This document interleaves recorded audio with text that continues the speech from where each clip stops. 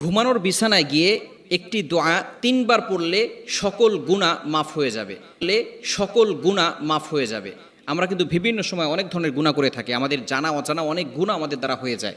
বিভিন্নভাবে অনেকেই দেখা যাচ্ছে ছোট বড় অনেক ধরনের গুনাহ আমরা করে ফেলি। সুতরাং ঘুমানোর সময় আপনি এই দোয়াটা অবশ্যই পড়বেন, কেননা ঘুম হচ্ছে এমন একটা জিনিস, আপনি ঘুমাতে গেলেন, ঘুমানোর পরে ঘুম ভাঙলেই কিন্তু সকাল, না ভাঙলেই পরকাল। অর্থাৎ এই ঘুমের ভিতরে কিন্তু আপনি দুনিয়া থেকে বিদায় হতে পারেন। অনেক মানুষ আজকে রাতে হয়তো আমরা একসাথে ঘুমাবো, কিন্তু কালকে দিন আগামীকাল হওয়ার পরে হয়তো আমরা সূর্য আর নাও দেখতে পারি, হয়তো আমিও দুনিয়া থেকে বিদায় নিতে পারি, অথবা অন্য কেউ দুনিয়া থেকে বিদায় নিতে পারে। সুতরাং অনেকে ঘুমানোর মানেই হচ্ছে কেমন যেন সে দুনিয়া থেকে বিদায় নিয়েছে, একটা মৃত্যুর মতো।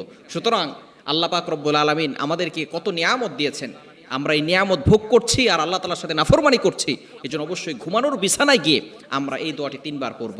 বিশেষ করে গুনাহ ক্ষমা করাতে চাইলে অবশ্যই আমরা এগুলো পড়ব। আর যদি আপনি এটা পড়তে পারেন, দেখবেন আপনার মনটা সকালবেলা হালকা হয়ে গিয়েছে। আল্লাহ পাক রব্বুল আলামিন বিশেষ করে গুনাহের কাজ করলে তার অন্তরটা ভারী হয়ে যায়, ব্ল্যাক কালার হয়ে যায়, অন্ধকারাচ্ছন্ন হয়ে যায়। কোনো ব্যক্তি যদি গুনাহের কাজ করে তাহলেই তার অন্তরটা অন্ধকারচ্ছন্ন হয়, এবং যখনই সে তাওবা করে গুনাহগুলো ক্ষমা হয়ে যায়, তখন তার এই অন্ধকারচ্ছন্ন কেটে যায়। আল্লাহ পাক রব্বুল আলামিন তার অন্তরটাকে নূর দ্বারা পরিবর্তন করে দেয়, তখন তার মনটা হালকা লাগে। সুতরাং আমরা ঘুমানোর বিছানায় গিয়ে এই দোয়াটা পড়ব। নবীজি সাল্লাল্লাহু আলাইহি সাল্লাম বেশি বেশি ইস্তেগফার পড়তেন। ইস্তেগফার আমরা যখনই ঘুমানোর বিছানায় যাব তখন ইস্তেগফার পড়ব।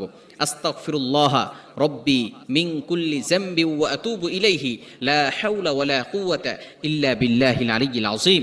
এই ইস্তেগফার ৩ বার পড়বেন, আল্লাহ পাক রব্বুল আলামিন সকল গুনাহ আপনাকে ক্ষমা করে দিবেন। তবে অবশ্যই যদি সাইয়্যিদুল ইস্তেগফারটা পড়তে পারেন তাহলে আরও বেশি ফায়দা হবে। সাইয়্যিদুল ইস্তেগফার আমরা অনেকেই জানি, যদি কেউ না জানি সেটা হচ্ছে হোমওয়ার্ক, বাসায় গিয়ে সাইয়্যিদুল ইস্তেগফারটা মুখস্থ করবেন। পারবেন না ইনশাআল্লাহ?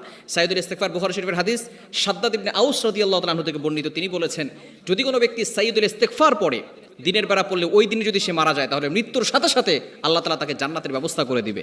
আর যদি কোনো ব্যক্তি রাতেই দোয়া ইস্তেগফারটা পড়ে, সাইয়্যিদুল ইস্তেগফার, আল্লাহ পাক রব্বুল আলামিন ওই দিনে যদি সে মারা যায়, তাহলে আল্লাহ পাক রব্বুল আলামিন তাকে জান্নাতের ব্যবস্থা করে দিবেন। সুতরাং সাইয়্যিদুল ইস্তেগফারটা আমরা শিখব। অবশ্যই রাতের বেলা ঘুমানোর সময় এই দোয়াটা পড়ে তারপরে ঘুমাবো। ইনশাআল্লাহ দেখবেন সকালবেলা আপনার মনটা হালকা হয়ে গিয়েছে, আপনি যে ইস্তেগফার পড়েছেন আপনার গুনাহ যে ক্ষমা হয়ে গিয়েছে, এজন্য আল্লাহ পাক রব্বুল আলামিন আপনার মনটাকে হালকা করে দিবেন। আর তওবা করলে যে সঠিকভাবে চাইলে যে আল্লাহ তাআলা ক্ষমা করে দেন, এটা আল্লাহ তাআলা পবিত্র কোরআনুল কারীমের ভিতরে নিজেই বলে দিয়েছেন। আল্লাহ তাআলা নিজেই বলে দিয়েছেন 29 নম্বর পারার 20 নম্বর পৃষ্ঠার 2 নম্বর লাইন, সূরা তাহরিমের 8 নম্বর আয়াতের প্রথম অংশে আল্লাহ বলছেন, ইয়া আইয়ুহাল্লাযীনা আমানু তুবু ইলাল্লাহি তাওবাতান নাসুহা।